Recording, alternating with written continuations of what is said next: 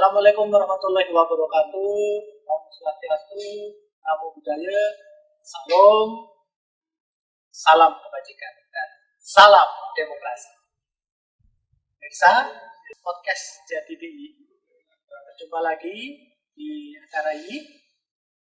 Kali ini dengan tema penanganan pelanggaran. Tentunya bersama narasumber yang luar biasa, narasumber yang berkompeten, bersama Mas Heri Joko Setio SH.MA.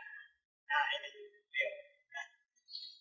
Mas Heri, sekarang kegiatannya apa nih Mas? Ya, terima kasih waktunya dan atas acara ini. Ya. Ya. Saya sekarang sehari-hari sebagai advokat. Oh ya. Advokat. Untuk pengalaman sebagai penyelenggara pemilu, ini Mas Heri mungkin ada pengalaman di tahun berapa, kemudian di event apa misalnya? Ya, pengalaman di bidang pemilu saya mulai tahun 2009.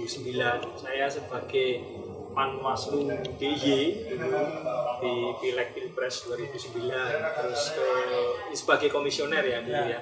Terus di tahun 2011 itu sebagai Ketua Panwaslu Kota Yogyakarta. Ya, jadi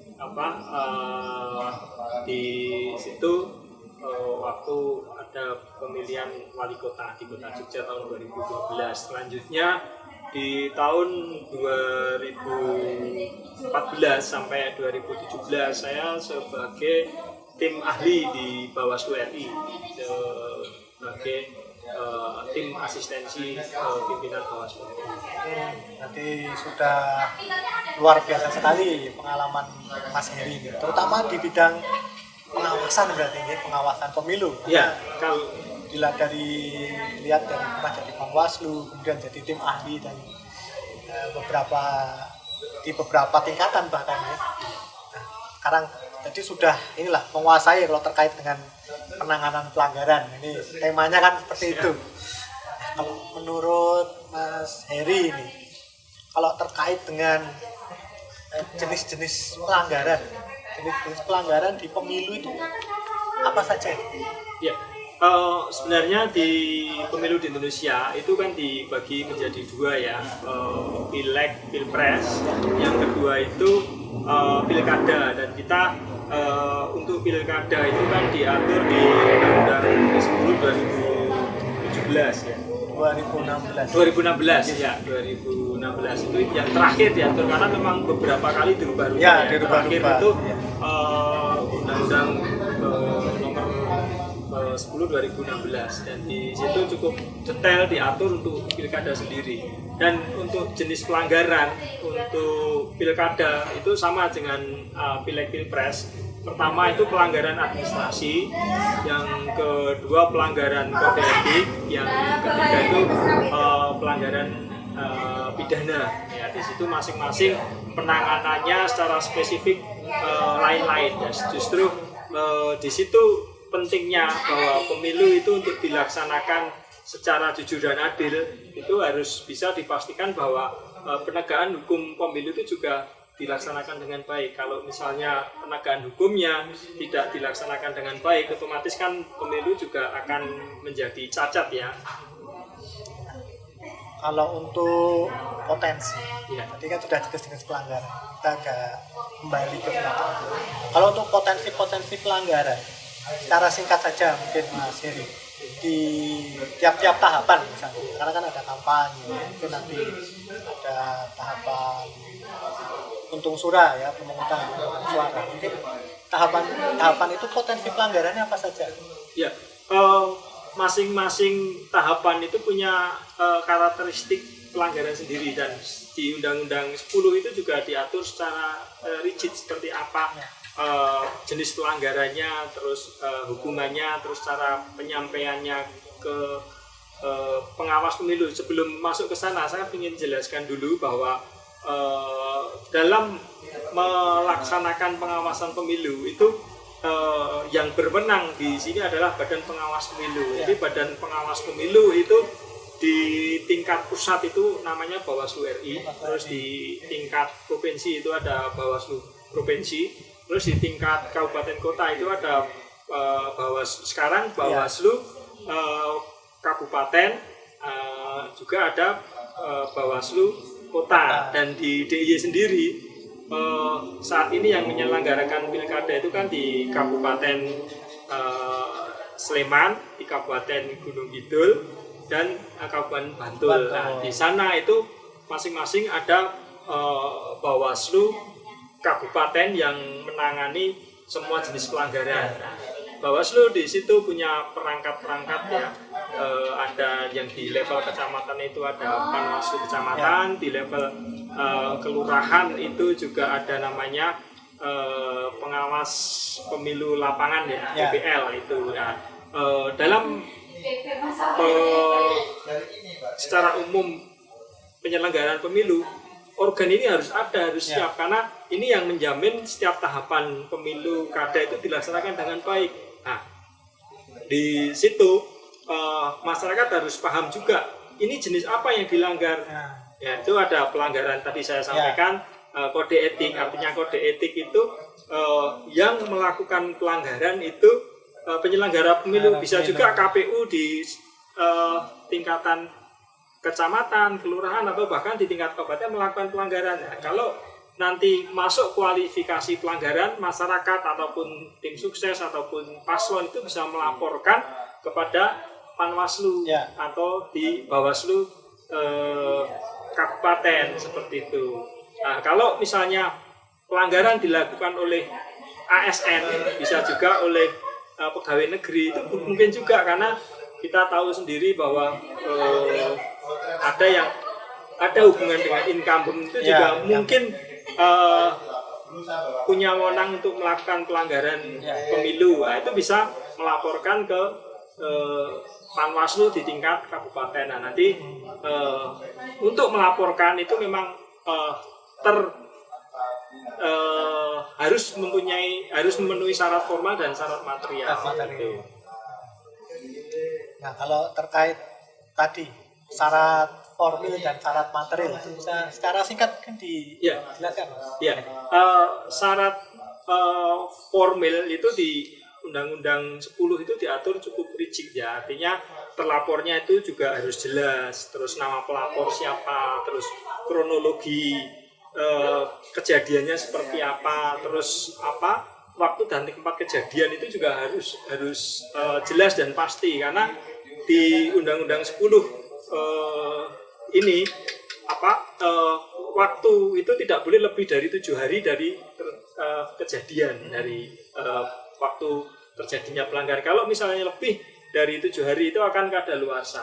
Ya, jadi itu harus terpenuhi ya, tadi terlapor, waktu, terus juga uraian kejadian. Kalau misalnya udah jelas siapa terlapornya, pelapor itu juga harus jelas, pelapor itu juga harus dari masyarakat setempat ataupun orang yang punya hubungan langsung di daerah setempat, itu bisa melaporkan ke Panwaslu kabupaten dengan membawa bukti-bukti. Nah, itu nanti bisa dilaporkan, terus nanti di sana akan diterima oleh petugas dari Panwaslu kabupaten kota, terus juga nanti akan mendapatkan laporan penerimaan. Nah, di sana nanti dalam beberapa waktu Bawaslu kabupaten itu akan melakukan pendalaman laporan itu, apakah ini memenuhi persyaratan, memenuhi unsur-unsurnya yang dilaporkan, tidak. Kalau misalnya memenuhi, nanti ada tahapan yang namanya klarifikasi, terus juga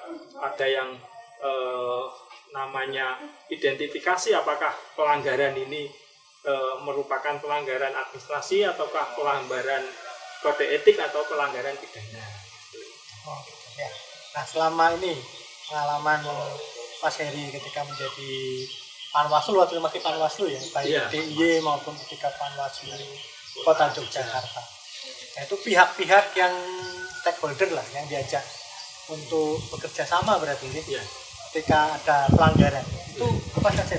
Ya, saya kaitkan dengan situasi COVID seperti ini ya. Saya melihat bahwa ini potensi pelanggaran di DIY itu cukup besar, karena masyarakat juga setengahnya takut atau tidak peduli karena ada COVID ya. Jadi masyarakat benar-benar harus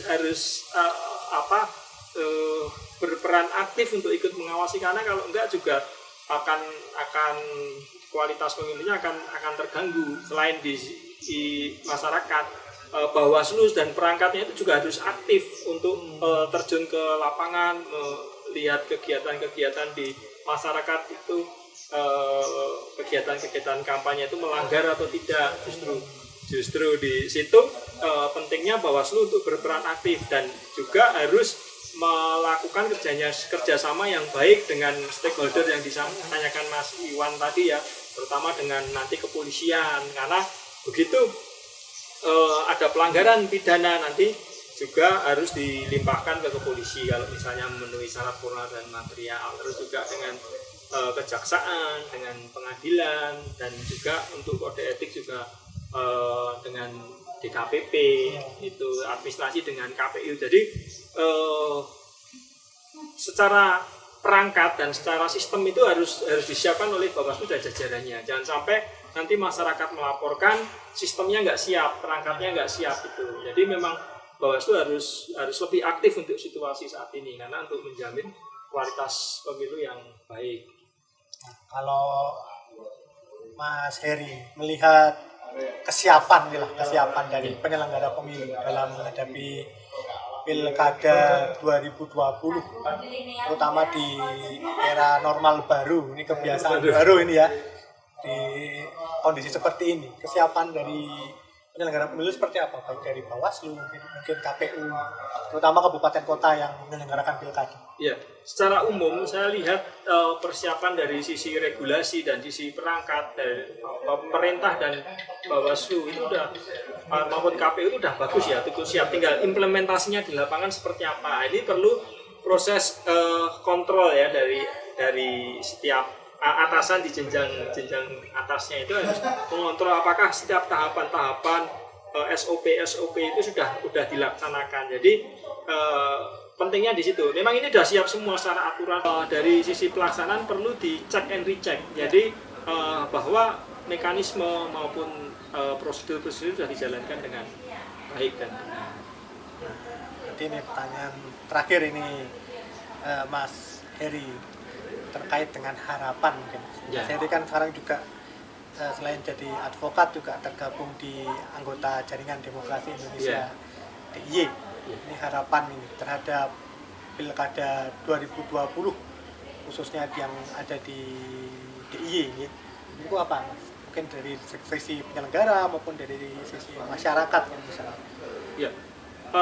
Harapan saya sebagai praktisi hukum dan sebagai aktivis jadi itu ingin bahwa pemilu di DIY itu dilaksanakan dengan demokratis, artinya benar-benar dilaksanakan secara jujur dan adil. Artinya kalau misalnya pemilu itu dilaksanakan sesuai prosedur dan dilaksanakan dengan adil, itu masyarakat juga akan puas dan nanti akan didapat kepala daerah yang memang diharapkan masyarakat. Dan masyarakat juga jangan takut untuk melaporkan setiap pelanggaran pemilu, baik itu pelanggaran pidana maupun pelanggaran kode etik maupun pelanggaran administrasi. Di setiap jenjang kelurahan, kecamatan, kabupaten itu ada perangkat yang siap menerima laporan. Yang itu harapan saya, masyarakat harus berperan aktif untuk melaporkan setiap jenis pelanggaran pemilu. Jadi kualitas demokrasi di DIY ini bisa baik dan menjadi contoh di daerah-daerah.